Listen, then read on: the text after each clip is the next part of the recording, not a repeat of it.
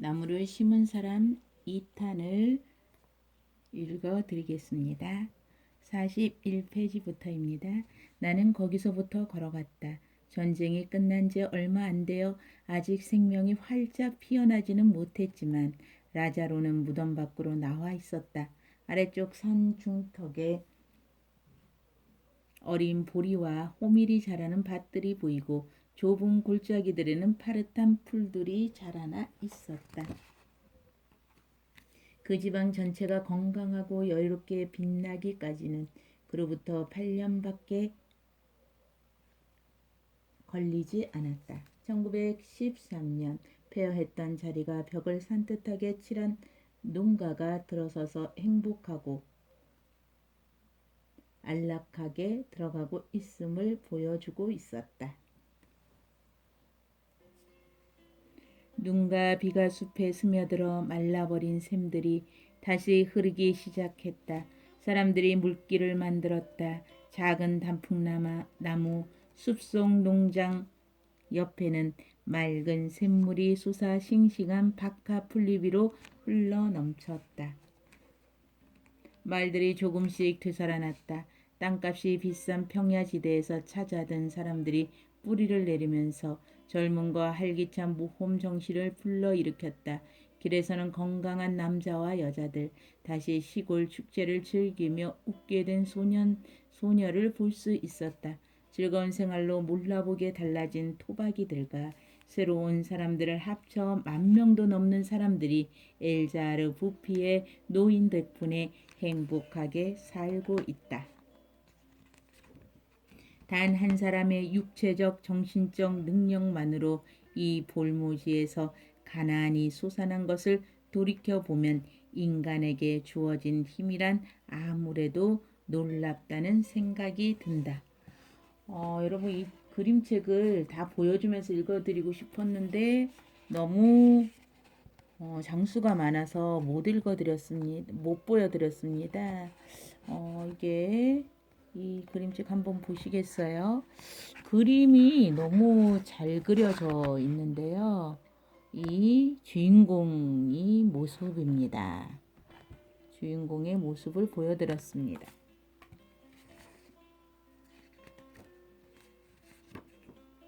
그러나 위대한 영혼으로 오직 한 가지 일에만 일생을 바친 고결한 실천이 없었다면 이러한 결과를 낳을 수 없었을 것이다. 그 사실을 생각할 때마다 나는 신과 다름없는 일을 훌륭히 해낸 사람, 배운 것 없는 그 늙은 농부에 대한 크나큰 존경심에 사로잡힌다. 엘자르 부피에는 1947년 반웅의 요양원에서 평화롭게 눈을 감았다. 희망을 심은 사람 장지오노와 프레데릭 바크.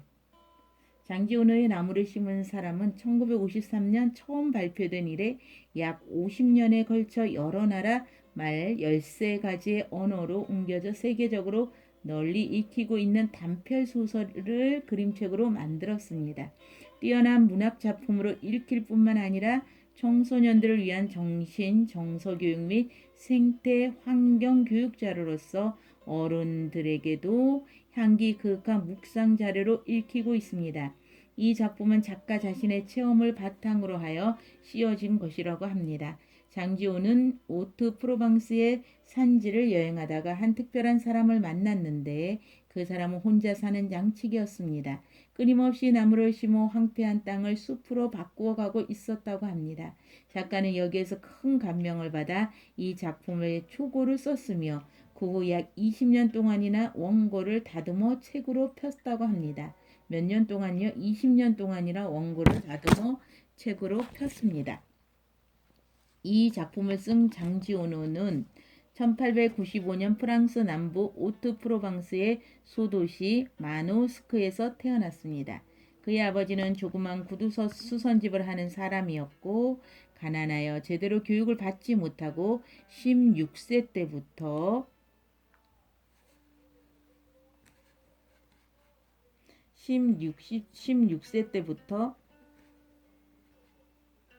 17세 때까지 1차 세계대전에 참가해 5년 동안 전쟁터에서 싸웠다고 합니다. 그는 혼자 독학으로 많은 고전을 읽고 습작을 하면서 작가가 되었습니다.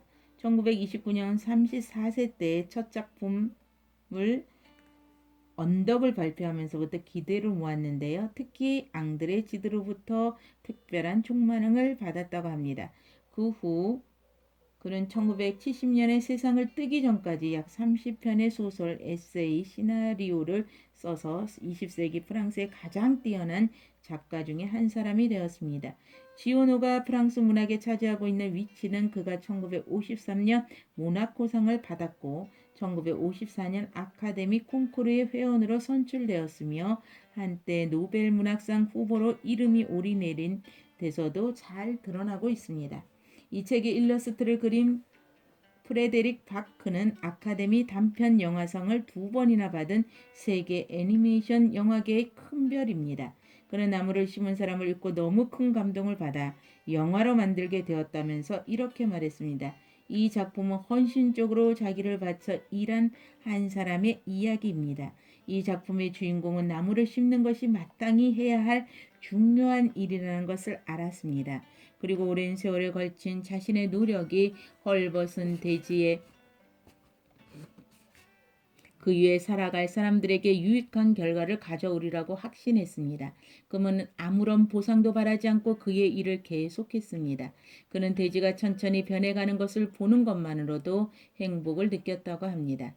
그 이상의 것을 바라지 않았고 나는 자신을 바쳐 일하는 모든 사람에게 이 영화를 바친다고 했습니다. 그리고 자신이 무엇을 해야 할지 모르는 사람들이나 절망의 늪에 빠져 있는 사람들에게 이 작품이 큰 격려가 되기를 바란다고 말하고 있습니다. 바크는 이 애니메이션 영화 캐나다 CBS 제작을 위해 5년 동안에 약 2만 장의 그림을 그렸다고 합니다. 이 영화를 탄생시킨 캐나다에서는 영화를 보고 큰 감동을 받은 국민들이 나무 심기 운동을 적극적으로 벌여 2억 5천만 그루의 나무를 심었다고 합니다. 문학작품의 상상력을 영화가 성공적으로 소화해내기란 어려운 일인데 이 영화는 한 편의 소설이 얼마나 탁월한 영상예술로 만들어질 수 있느냐는 하나의 전형을 보여주었다고 할 수 있습니다.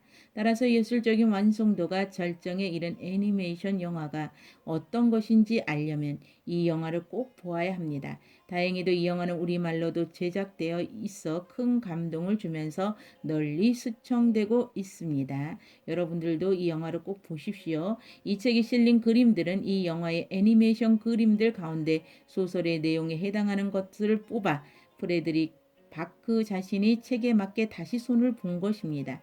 그러므로 이 책은 문학작품이 만들어내는 상상의 세계를 뛰어난 그림을 통해 현실처럼 우리 눈앞에 펼쳐 보여줍니다. 그리고 이 영화를 보고 깊은 감동을 받은 사람들은 문장과 그림을 통해 이 책을 다시 읽음으로써 그 감동을 오래오래 마음속에 붙잡아 둘 수 있습니다. 이 작품의 쌍벽을 이루는 바크의 애니메이션 영화로는 위대한 강이 있습니다. 똑같이 캐나다의 CBC 작품으로 강이 인간의 탐욕과 무지로 인해 어떻게 죽어가고 있는가를 고발한 작품입니다. 감탄하지 않을 수밖에 없는 또 하나의 탁월한 애니메이션 영화입니다. 이 영화 작품을 우리말로 옮겨 펴낸 책 이름도 위대한가. 둘의 아이들인데 영상물과 라바필리물과 더불어 귀중한 생태 환경 운동 교육자로 쓰이고 있다고 편집자가 뒤에 이런 글을 남겼습니다.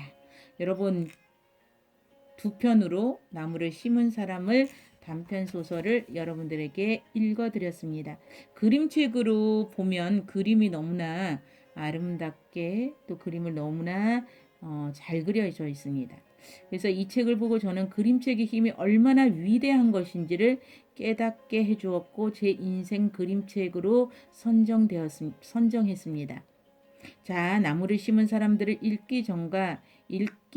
읽은 후에 제 삶이 많이 변화가 됐는데요. 그 이유는 제가 무엇을 꾸준히 하는 것에 대한 기질상 못하는 것에 많은 고민을 하고 있을 때 이 책을 읽고 감명을 받았습니다. 그래서 지금까지 꾸준히 할 수 있는 그런 힘을 길러준 거, 또 제 인생에 큰 영향을 준 나무를 심은 사람이 정말 수많은 30여 편의 희곡 시나리오를 발표했던 장지오노와 프레드릭 백이 만든 그림책이라는 것에서 또 감동을 받았습니다. 이 책을 또 애니메이션으로도 만들고 또 많은 전 세계의 사람들에게 감동을 준 것처럼 저도 이 책을 통해서 많은 감동을 받고 또 저에게 많은 변화를 주고 있습니다. 힘들고 또 일이 잘 안 풀릴 때는 이 책을 저는 보는데요.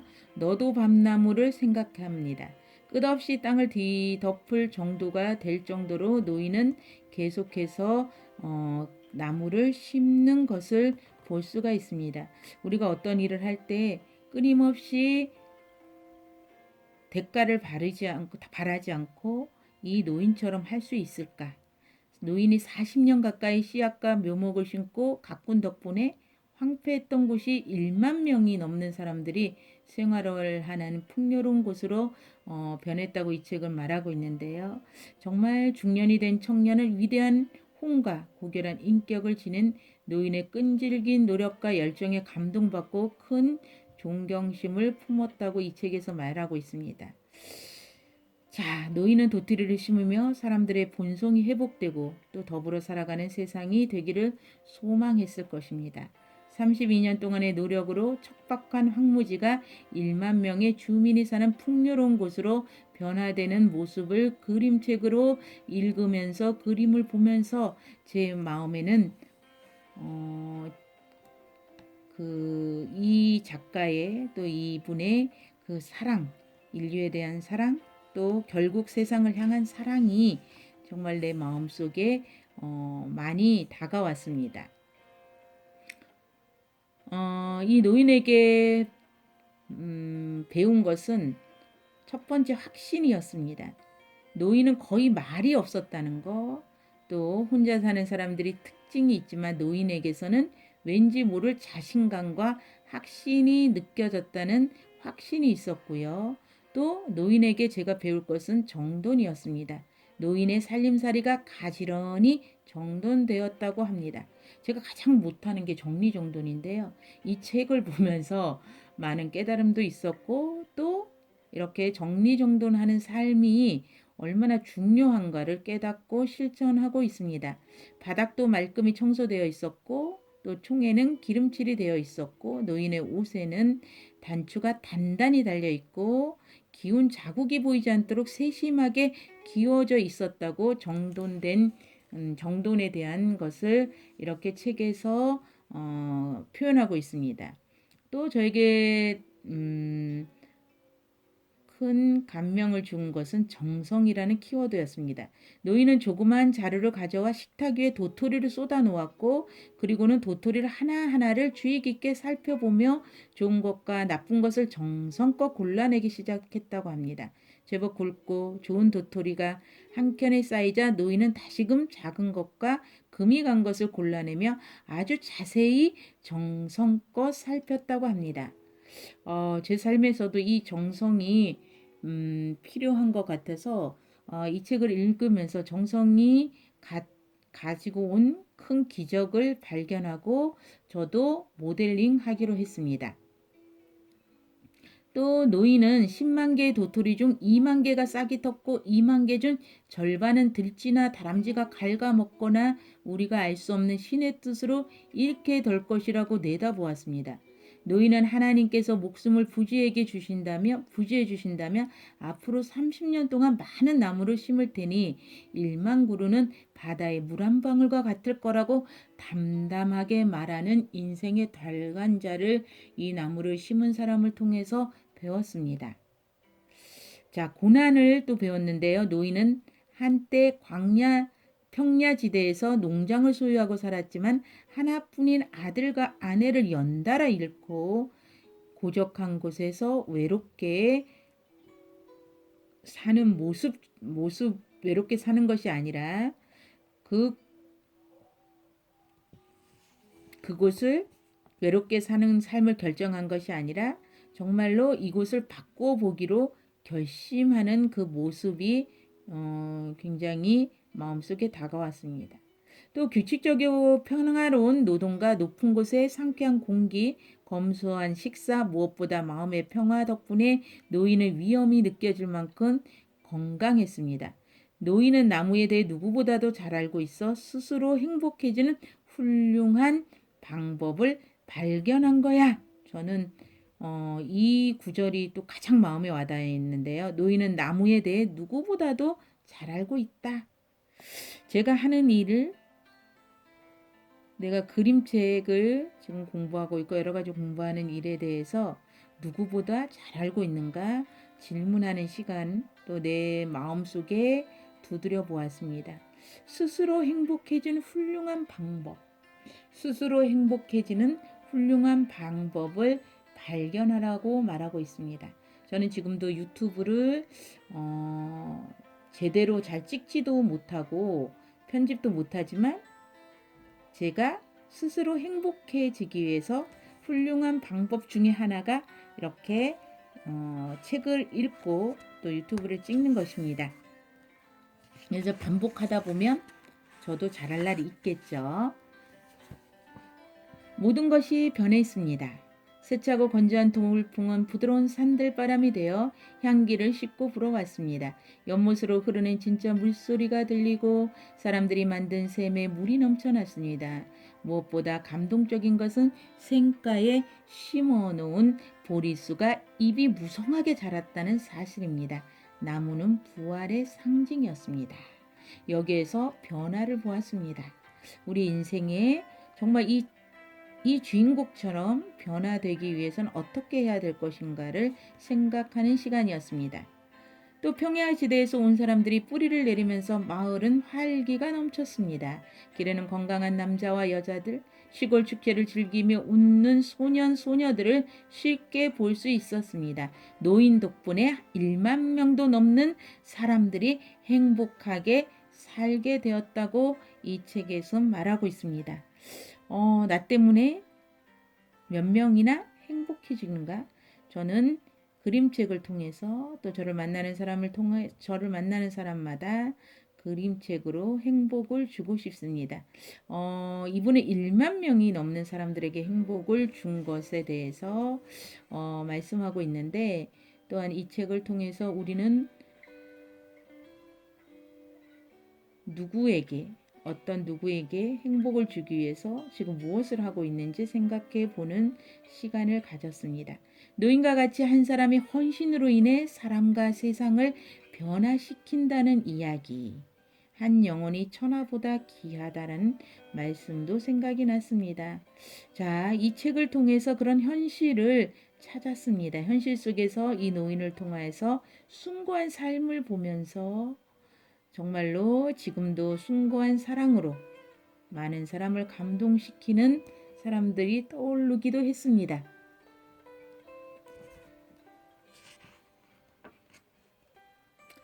이 나무를 심은 사람은 저에게 이렇게 많은 삶의 가치를 알려준 고결한 책이라고 여러분들에게 소개를 해드렸습니다.